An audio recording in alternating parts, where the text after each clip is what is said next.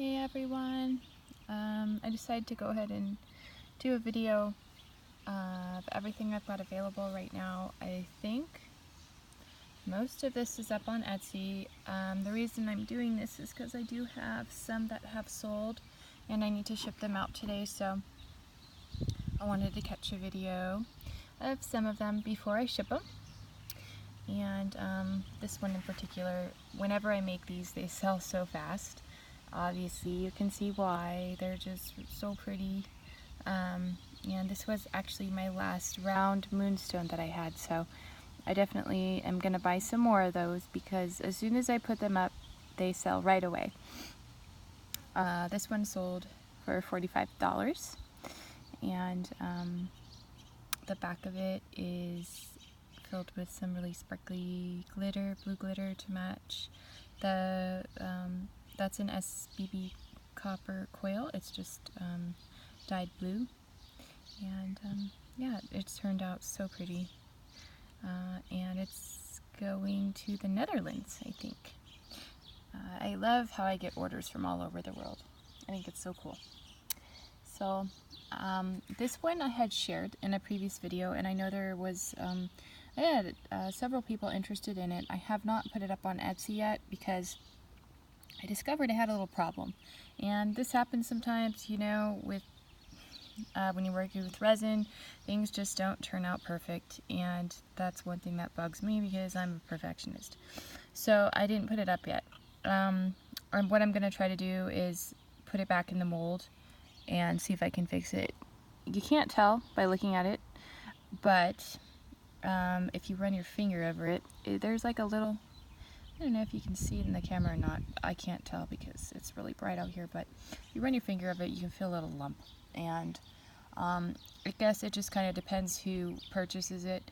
Some people would be really bothered by that and others wouldn't. And I've learned my lesson with that because some people are very particular and some people aren't. So rather than, you know, have somebody be upset, I would rather send out something that is not, you know, doesn't have any kind of problems like that. So I'm going to try to fix it first. And if I can't fix it, I'll just, you know, sell it at a discounted rate. And of course, let you guys know that it's got a problem.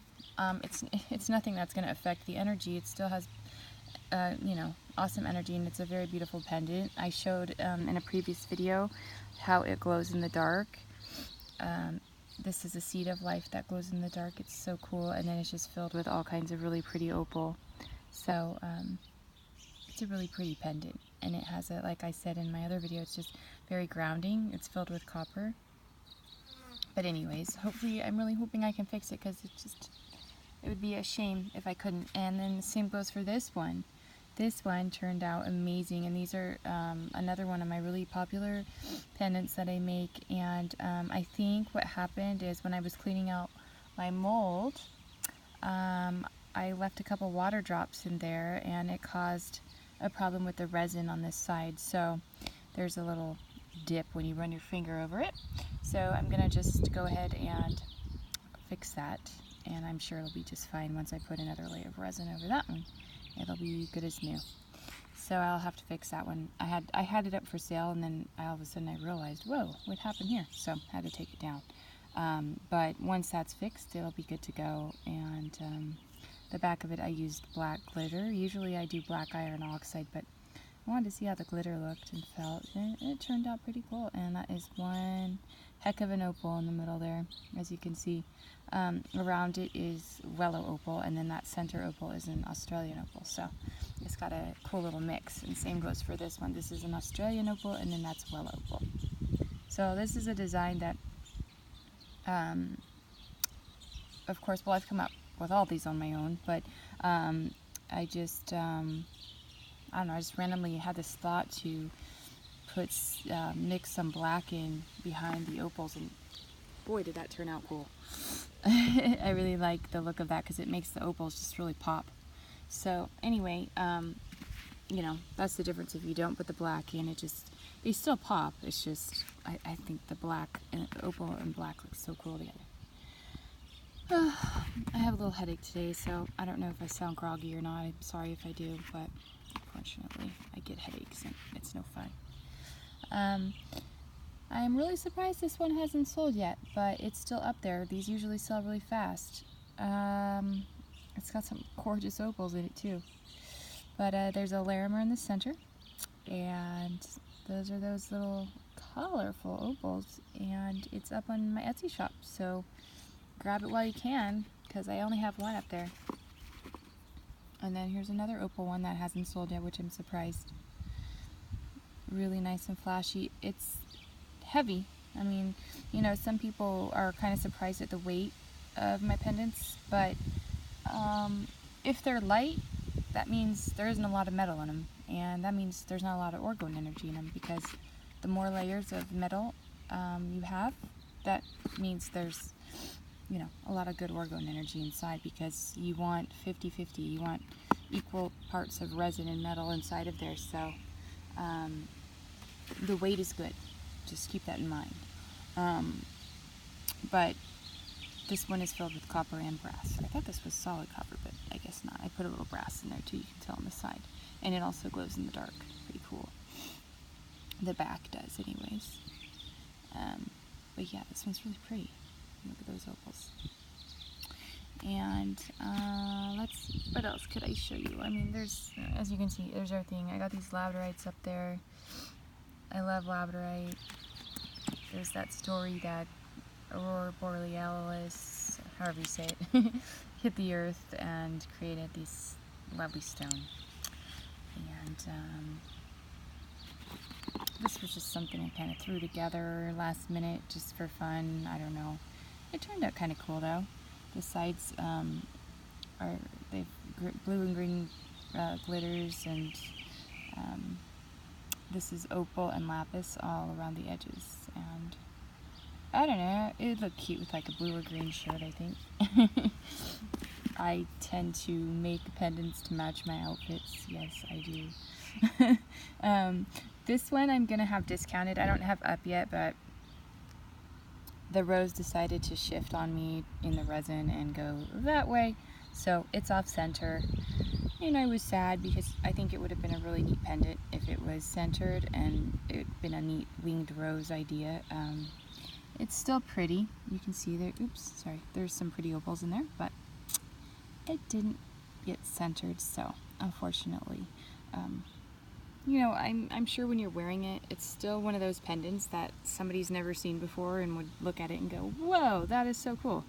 But, you know, for me, I just get bothered when things aren't perfect, so I'm just probably going to sell it for like 20 bucks, 18 bucks, something like that. And then I've been playing around with glitter a lot. I got a big, huge thing of like all these different glitters at Walmart, and so I've been having fun with that, obviously. I'm putting it on the backs of them just because I think it looks neat. But oh yeah, and then here's my little fairy lady. I don't know if in some of my past videos you guys known, I was wearing this ring with this little fairy on it, and because I love fairies.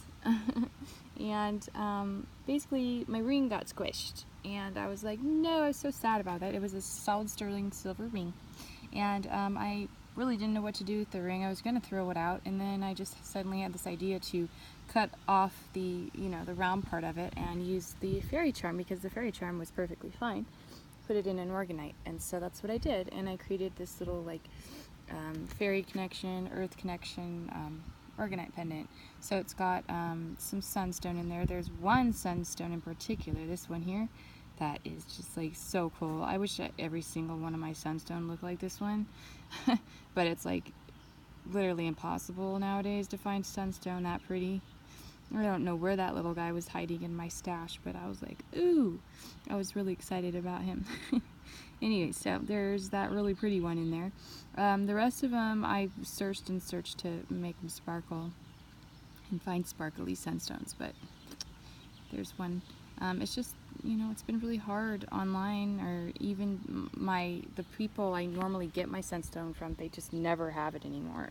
Like the really sparkly stuff, they just don't. They call it, I think it's like B, sunstone B now. That's the only kind they sell. So just kind of disappointing, because I love the sparkly sunstone.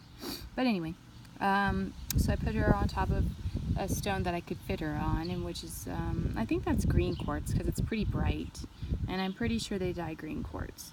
I'm not gonna lie, I don't know for sure on that middle stone, but I just thought it looked pretty. She'd look pretty on green just because I was making it more of like an earthy kind of a pendant. The stones around it, I do know what these are. This is moss agate, this is sunstone, and this is petrified wood. I get these all from a place that I know these are all real stones. This one I just happened to get online from someone that accidentally sent me the wrong order, so they sent me all these free cabochons, and it was very nice of them to do. But anyways, so I'm not quite sure exactly what this is because of that. But she fit on there, so that's why I put her on there, and it looks pretty. Actually turned out pretty cool. And then I made the back, of course, some glitter, some orange glitter. I thought it would be neat to match the sunstone. That one, really sparkly one. But yeah, so I know I haven't gone over every single pendant, but this video would take way too long if I did that. Let me back it up and try to focus. I do have a bunch of these on Etsy. I do have a bunch of them that aren't on Etsy. If you do see one that you like that I didn't bring close to the camera and talk about, you can always ask me about and see if it's available in my store. If it's not in my store, you can always ask me about, or I could always make it for you. These I haven't put in my store yet. I want to make a little video on them when I go in the house. These also glow in the dark like that other one I have. This one has a tree of life that will glow really bright, and then this one I think has a seed of life that glows really bright.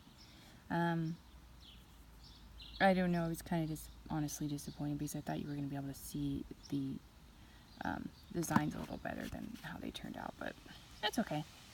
You know, you just got to play around with it a little and see how it turns out, and if it doesn't work, it doesn't work, but they're still cool. I just haven't put them up yet. So I think I covered everything I wanted to cover before I send them off to their new owners. There is only one of these chocolate pendants left. I have 2 of them made, but somebody bought that with another pendant. That pendant's almost done. I will be sending those out to you soon. It just takes a little time to, I want to make sure it's at a full cure before I stick it in the mail, because it's summertime now and you don't want to be shipping uncured pendants off in the heat. So anyways, I hope you all have a great day, and yeah, thanks for watching. Bye bye.